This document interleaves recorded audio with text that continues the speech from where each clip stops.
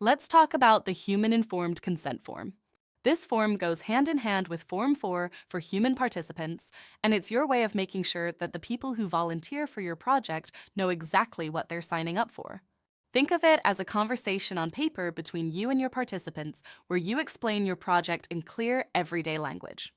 We'll start at the top. First, you'll put your name as the student researcher and the full title of your project.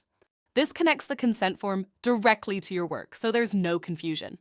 Next is the purpose of the project. Here you want to write a short explanation of what your project is all about, why you're doing it, and what you're trying to learn.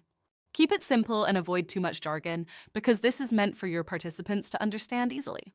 After that, explain what participants will be asked to do. This might include answering survey questions, performing a task, or being observed. Spell it out clearly so there are no surprises. Now, talk about how much time it will take. People need to know if this is a 5-minute survey or a commitment of several sessions. Be honest and specific. Then comes potential risks. Even if risks are very small, like feeling uncomfortable answering a question, you must write them down. This shows that you've thought carefully about participant safety and are being transparent. Following that, share the benefits of the study. This doesn't mean personal rewards for each participant, but more about what your research might help others understand or improve in the future. The next part is about confidentiality. This is where you explain how you'll protect participants' privacy.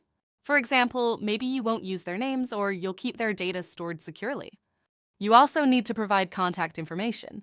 Usually, this means your adult sponsor, qualified scientist, or designated supervisor's name, along with a phone number or email. That way, participants know who to reach out to if they have questions. Finally, there's the voluntary participation statement.